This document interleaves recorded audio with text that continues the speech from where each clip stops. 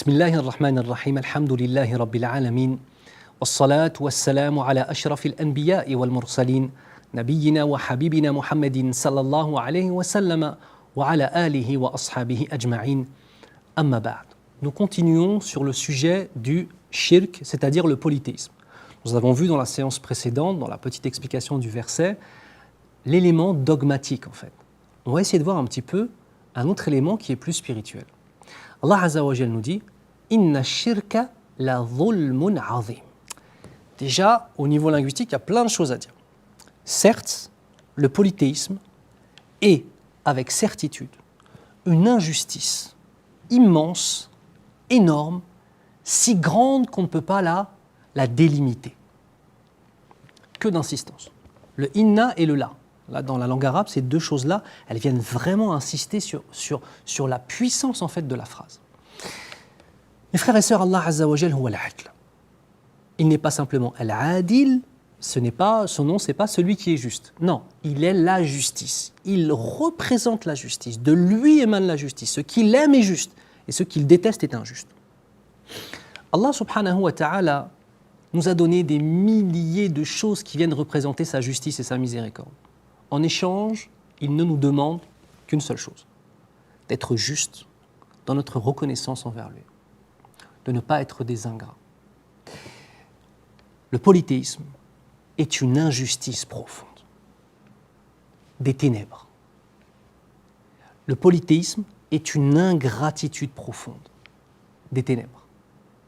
Et plus on va faire œuvre de ténèbres, et plus nos cœurs vont devenir ténébreux, qu'Allah nous préserve. Jusqu'au moment où on est tellement éloigné d'Allah subhanahu wa ta'ala que le cœur devient aveugle, sourd et muet. Summun bukmun umyun fahum la yarji'un. Qu'Allah nous préserve de cela, ya Rabbal Alamin. Le dhulm ici, l'injustice et l'ingratitude, c'est le fait de mettre Allah au même degré qu'une autre de ses créatures. Ou pire, de mettre une autre créature au-dessus d'Allah. Prenons un exemple. Un père de famille qui va élever ses enfants avec une miséricorde extraordinaire, qui ne cessera de leur donner tous les bienfaits que l'on puisse s'imaginer, qui sera là pour eux, qui va les éduquer, qui va s'occuper des gens que lui aime, comme Allah Azza wa Jal donne la santé aux gens que tu aimes, qui va purifier les gens que tu aimes et qui ont besoin de purification, tout comme Allah Azza wa Jal va purifier les créatures par le fait d'avoir des épreuves dans leur vie afin de se purifier et d'arriver au jour du jugement sans aucun péché, Inch'Allah. Même quand tu as un proche à toi qui est éprouvé, c'est une preuve de l'amour d'Allah pour cette créature et pour toi. Il faut essayer de changer le disque dur, le logiciel, et de voir les choses différemment. Allah Azza wa Jal nous donne ce père, si on revient à notre image, qui donne tout ce que tu veux. Et cet enfant ne remercie pas son père. Belle, bien au contraire.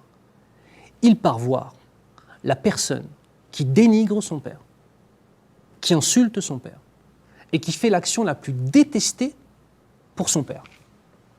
Il va le voir, ce fils, il lui dit merci à lui et il l'imite lui, en rognant son père.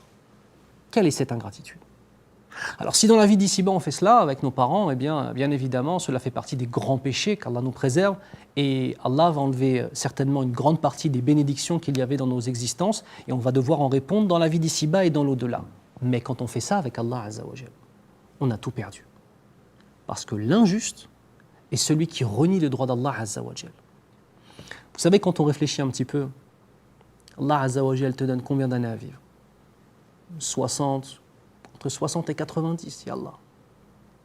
Durant toute cette période, combien de temps Allah Azza wa Jal nous impose de l'adorer ? Par jour, imposé, si vraiment on fait le strict minimum, une demi-heure. Alors qu'en vérité, on devrait adorer Allah Azza wa Jal beaucoup plus que ça, mais bon. Si peu pour une récompense si immense. Parfois, on a l'impression que l'homme ne veut pas le bien pour lui-même. Et il cherche les problèmes, et il cherche à se mettre dans une situation qui sera la pire des situations au jour du jugement. Demande à Allah Azza wa Jal d'éclairer nos consciences, de nous accorder la droiture, et de nous donner la lumière dans cette vie d'ici-bas, au jour du jugement et dans l'au-delà. Ya Rabbal Alamin, en nous préservant du polythéisme et en nous accordant l'unicité absolue d'Allah subhanahu wa ta'ala dans nos adorations. نسأل الله عز وجل أن يبارك في علمنا. On demande à Allah de mettre la bénédiction dans nos connaissances, Ya Rabbal Alamin. هذا وصلى الله على محمد وعلى آله وأصحابه أجمعين والسلام عليكم ورحمة الله وبركاته.